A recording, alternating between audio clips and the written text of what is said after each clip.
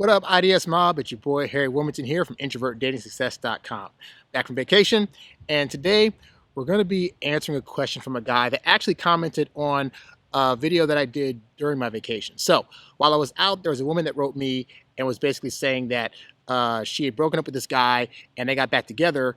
He mentioned to her that he hooked up with somebody else while they were broken up. And since then, she's not been able to get over it. She's been devastated. And she notices that she's having certain triggers come up for her whenever he tries to do certain things.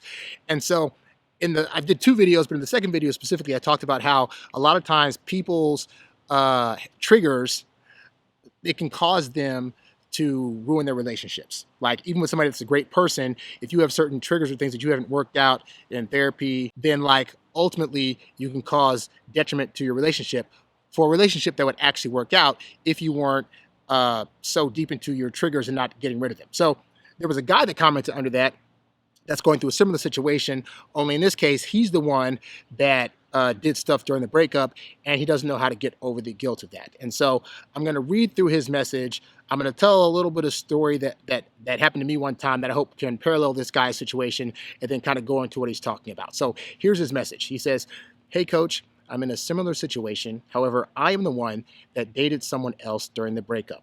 Now that we are back together, I feel immense guilt for what I had done and wished I had just focused on myself during the breakup. I 100% thought we would never get back together, and I wanted to move on as quickly as possible.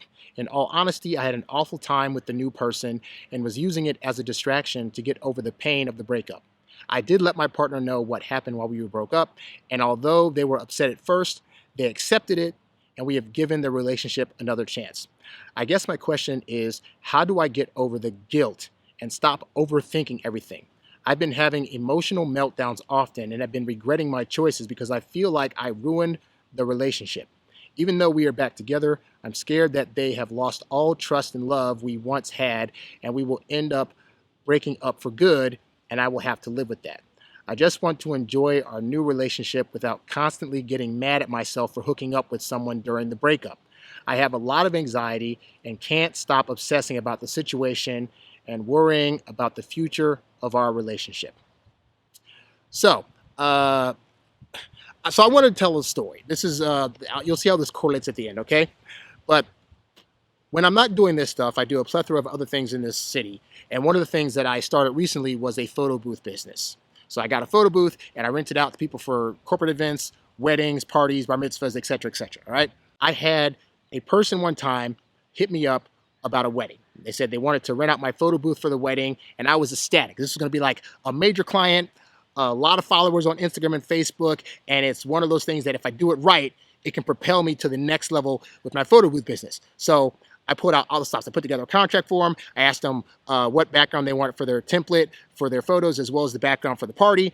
And so I thought I had it all together. I literally searched out the background I wanted to get and paid for it, and I got the photo booth together, make sure it was working right, like 3 or 4 different times before the actual day of the event, And then the day of the event comes, I get there early, I'm there for setup, I put out my props, I put out my backdrop, I put out my photo booth, I put out everything I need to. It looks nice, crisp, and clean.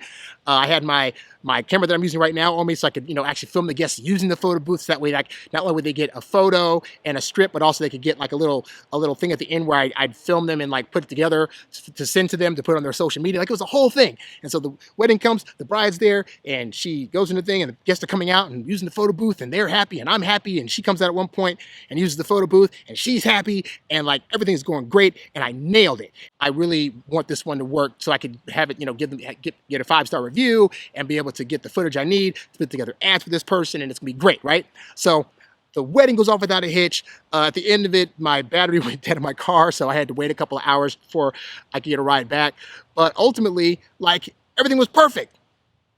And so a week goes by, I'm spending time like editing all the pictures together, then I'm editing all the little mini videos I'm putting together on top of the video montage I'm putting together for her thing, and like everything's great, and I finish all the packaging and I send it to her, and I'm like, I'm done, I've done it. I did everything I needed to do, everything went off perfectly, fantastic. I get a message from her the next day. The first one says, "Hey, I got the stuff and I'm gonna be posted to my social media," right? And then the second message says, "Oh, by the way, how come you didn't go with the background that we agreed upon? I had wanted a gold sequence background, and the one that I ended up giving her was like, it was a black background with like gold and blackish balloons, but the point is it wasn't the background that she wanted. And so I looked through the contract again, and right where it says, what kind of background do you want? It said gold. And where I got confused was that she wanted the backdrop of her picture template to be black and gold. So I thought that's what she also wanted for the backdrop of her wedding. And I completely messed up and missed the ball. And so I had to write her back. And, since this is early on, I want to be in her good graces. I still want that 5-star rating. I still want that, her to post my stuff on social media, whatever like that.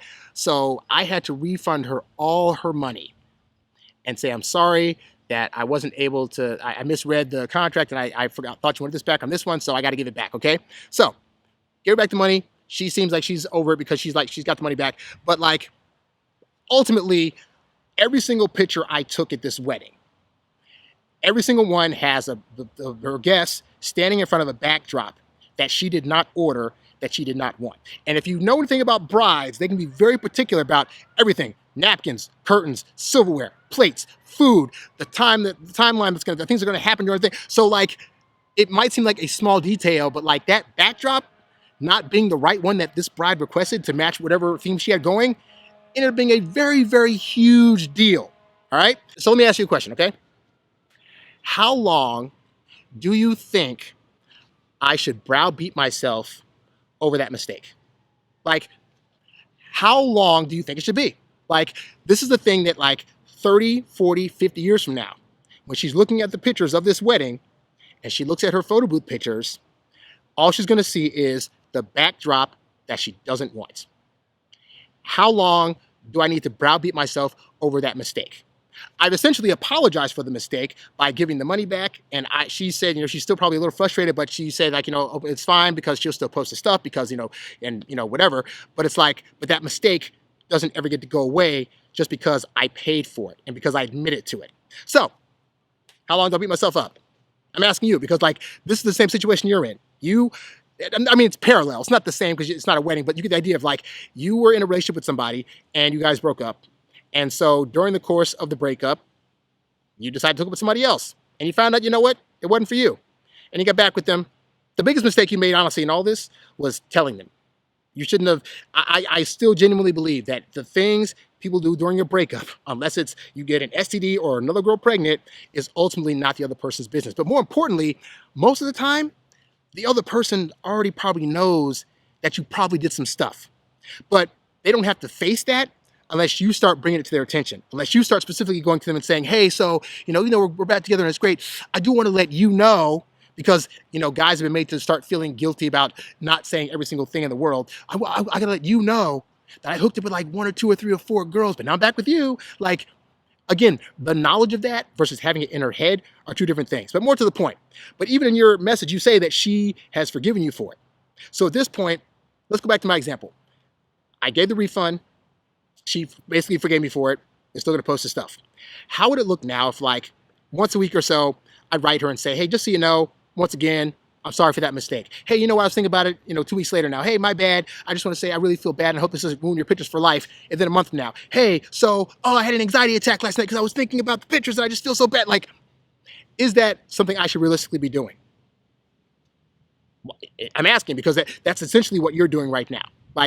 You're saying she's gotten over it. You're saying you're cool, but then it's you're still having anxiety about something that, again, you should not feel bad about because you weren't with her. It'd be different if you were writing me saying, hey, I hooked up with this other girl while I was still with my girlfriend. But that's not what you said. You said you guys are broken up. You guys didn't know if you were going to get back together. I imagine you probably weren't in contact with her, but even if you were, you weren't back in a romantic capacity. And so you were doing what you had to do to try to move on. At the point that didn't happen, at some point you guys both decided, hey, let's get back together. Easy peasy. So this is the thing, is that you're making yourself feel guilty over a mistake. And it's not even a mistake, but we're going to call it a mistake. So you're saying it was a mistake to try to hook up with somebody else instead of trying to work on yourself or whatever. Okay, fine. But if she's already forgiven you for this quote unquote mistake, at this point, you're now your own worst enemy. You're now browbeating yourself. And I can't condone a person consistently beating themselves up for a mistake. I look at like the Will Smith situation right now where he slapped Chris Rock. He can never take that slap back. He can feel bad about it all he wants to, but nothing's going to take back that slap. So should he now be like, for the rest of my life, from 50 until now, and I think his dad died in his like 70s or 80s or whatever like that, for the next umpteenth years that I'm living, I should just browbeat myself every single day over this mistake and never forgive myself. And the thing is, not only is it not fair to you, it's not fair to her, because she's trying to move on from this. She's been like, hey, I know this stuff happened, but we were broken up, it is whatever, so I'm on my way over here. But you constantly bringing it up. You constantly probably asking her, hey, so like, are you sure you're going to forgive me and feel bad about this? Like, all you're doing is keeping it at front of mind for her. So now she has to consistently confront this thing that she was already cool with just wiping her hands of, all right? I do want to mention some other things in this message that I want to touch on.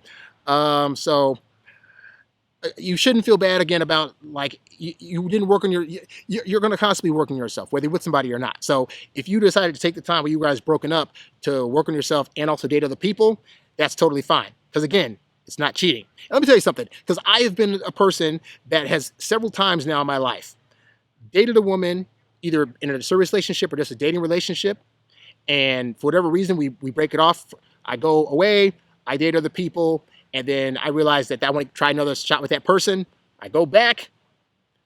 That's the end of the story. I go back and I try it again. And at no point in time would I realistically think that that other person wouldn't have tried to date other people, nor would I expect them to think that I was holding out for them. I had one woman, I told this story before in here, but I had this one woman that we went on a couple of first or second date, and then I didn't see her for like 11 years. And then we reconnected. Would it be realistic then to think that during 11 years' time, I shouldn't have been hooking up with anybody? I shouldn't have been trying to meet other people. I shouldn't have been trying to move on from that situation. I've had women that was in relationships with that broke up with for a few years, saw the people, did whatever, and then try to get back with that other person.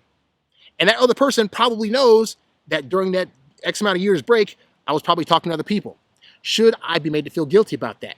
If I had no knowledge that I was going to ever see this person again or get with them, why would I then make myself feel guilty once I get back with them for thinking, oh, but I should have been obsessed with them the whole time and I should have been working for them? Like, you had no idea. If she was doing no contact, you were doing no contact, where it's like, hey, respect the boundary, don't contact me, then it really wouldn't be fair to you to be like, well, okay, while you're not contacting me, I'm going to sit over here and hope and pray that you're going to eventually get back with me. Like, that's just not a realistic scenario. But again, guys have been made to believe that we need to feel guilty for certain things that we really have no reason to feel guilty for. Like, even if she's not talking to you about guys she could have potentially seen, for all we know, she could have seen some guys. She might not call it like, oh, I seriously dated somebody, but she might have, like, that first night y'all broke up, gone to a club and got a hookup, or reconnected with an old flame from back in the day just to, get her jollies while you guys are broken up. Like, you don't know. But the point is, even if she was, she's in her right to do that, just like you were in your right. If she chose not to exercise that right, that's fine. That doesn't make you wrong for wanting to exercise that right. He says, a distraction to get over the pain of the breakup. Yeah, if it says you had to get over the pain of the breakup, that means that you got broken up with. So if she broke up with you, you definitely have no reason to feel bad about anything that you were trying to do, because if you were trying to be respectful of her boundaries, then that makes total sense. So then in answer to this part where he says, I guess my question is, how do I get over the guilt and stop overthinking everything? Well, the first thing is to realize that you're feeling guilty and overthinking things because there's a level of this where you're thinking you're not completely in control of her reaction to the situation and what she could potentially do or get mad at you about, or is she going to use that against you in the future? And that goes to you trying to control the outcomes. Dude, you cannot control how she feels about this. If one day you guys are talking and she's like, yeah, just like that girl you talked to when we were broken up, yada, yada, yada. Then if she decides to use that against you, A, it's not fair, and also that might be the route she goes, but you can't predict or control if or when that happens. All you can do is legitimately believe, hey, during the time you guys are broken up, you were exploring other options, because if she was never going to be an option ever again, you realistically had to move on, okay? But it doesn't sound like she's even holding it against you. So you're the only one here in this scenario that's holding things against you, again, because you're thinking you want to try to avoid some potential future hurt that she may bring upon you. Dude, that's not a thing that should be happening. And if it is, you shouldn't be with her in the first place. Emotional meltdowns, regretting choices. Look, just like I said with my story, I cannot take back that I bought the wrong background at this wedding. I can't take back how she felt about it. I definitely can't get back the money that I refunded her. all I can do is say, hey, that was a learning experience, and so I know not to make that mistake again. The nice thing about breakups is if you get back with somebody, then hopefully during the breakup, they give you time to reassess who you were and mistakes that you made in the relationship. So if anything, breakups can be good for being able to evolve and be better for that person the next time you get with them, okay? So even if it meant that you had to go and hook up with somebody else or date somebody else to realize that, you know what, the situation I had before was actually a better situation, then that's all to the good. And so again, sometimes you might need to be with somebody else to realize that the person you want is the person you were previously with, and then how can you make that work out? So having that comparison isn't a bad thing, but it is a bad thing to browbeat yourself over doing that at a time when, again, you two were not actually together. Even though we're back together, I'm scared that they have lost all trust and love. So that's the thing. So a lot of times as humans, we feel a thing, and then we assume that another person must be feeling that also. So we project onto other people how we feel. So you're thinking, man, I feel guilty and I feel bad about what I did, and she must feel the same way. And if she's legitimately telling you, hey, I'm over it, you did what you had to do, I broke up with you, so it's not it's not your fault for you had to do what you had to do, like, then you need to recognize that, again, you're putting onto her emotions that she may not even have. You need to give yourself a break. You need to give her a break. You need to stop talking about this with her. And you need to realize that the fact that she's back with you means that she's having genuine love with you. Now, again, that doesn't mean she couldn't break up with you potentially again in the future, but that's, again, always a risk that you take in relationships. Relationships are either going to work out or they're not. And so if this works out, fantastic. If it doesn't, it means you move on to somebody else. But the fact that you're so scared about that means that you have a very small mindset.